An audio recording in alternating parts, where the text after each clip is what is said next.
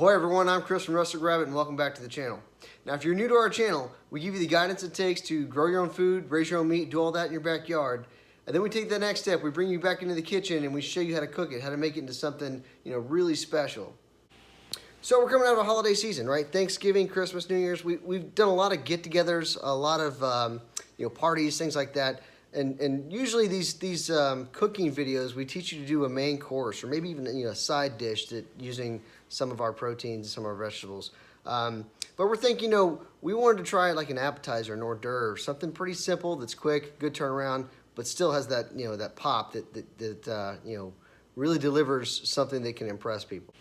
So we actually borrowed this recipe by and large from a British chef website. Did our own spin on it, of course. Very simple, not a lot of ingredients, pretty quick to throw together, and it really delivers. It's just a beautiful presentation of food.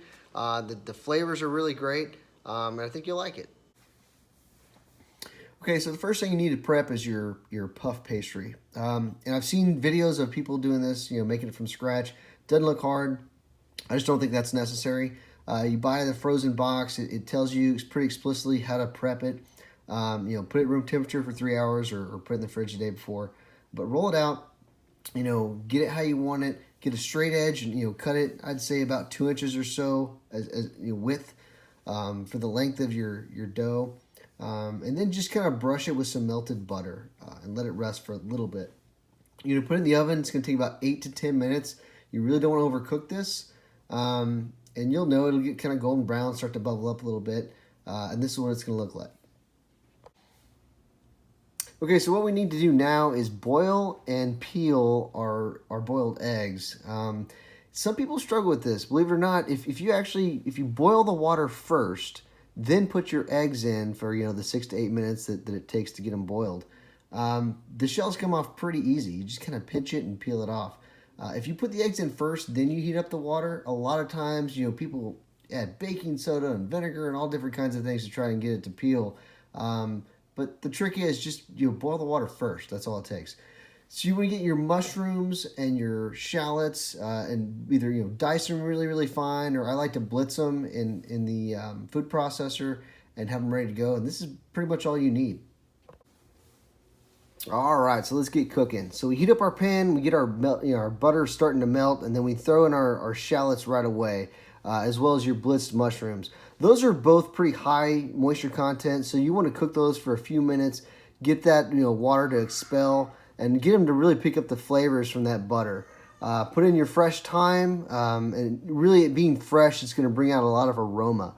And then once you get that kind of moving around, put in your red wine. Now you want to use a sweet red wine, and you don't need to go like high dollar here. Just get some table red wine, but one that is a much more sweeter variety. And every time you pour it in, you mix it around, it'll start to render down. It'll get real soupy, and then you kind of move it around, and it'll stiffen up a little bit. And then put some more in and reduce it down again. And every time you do that, every evolution, it's going to get a little bit sweeter and a little bit sweeter. So taste test it as you're moving along and get it to the right flavor. You want it pretty sweet. It's going to really have some good flavor when you do that. But ultimately, you don't need to worry about alcohol because that's going to cook off as you're cooking. I like to use a local wine just because I'm all about local and, farm to table and that whole thing. So, I usually pull from like Lano or, somewhere in Central Texas, one of these local wines. So it doesn't have to be, like I said, doesn't have to be high dollar. Just get a good red wine that's nice and sweet and get the flavor you want.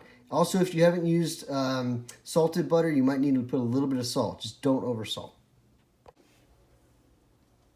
Okay, so now we just need to put it all together. And so, really, I know modesty is always best. It presents better. But again, a lot of this is taste. You really want a lot of flavor. And so I don't mind kind of overloading the plate a little bit. So, start with kind of getting a really healthy bed of that compote that you made out of the mixture between the mushrooms and the wine and everything. You're going to get a good layer because that's going to serve as a bed to kind of hold up your eggs.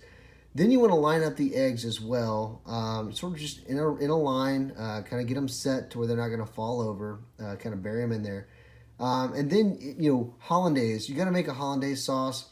There's recipes out there, and I can if you have questions, certainly ping me in the comments, and I'll give you a recipe for hollandaise. But you really want to use like melted hot butter to kind of get it right. Once you get that, kind of spoon it over the top, let it drizzle down, and give it a healthy amount, and then take the rest of that fresh herb, that thyme, and just kind of sprinkle it everywhere and get it all over the place. So that's going to kind of complete everything. It's going to look really good. And then from there, we're going to go into what it looks like. How do you eat this thing? Sure, it looks great, but how do you eat it now? Okay, I'll kill the suspense. Basically, just cut it into sections between each egg and pop it in your mouth. Good stuff. Hey, I hope this helps. If you have any questions, leave it in the comments below. Again, we appreciate your support, so click subscribe, watch our other videos, and like always, God bless.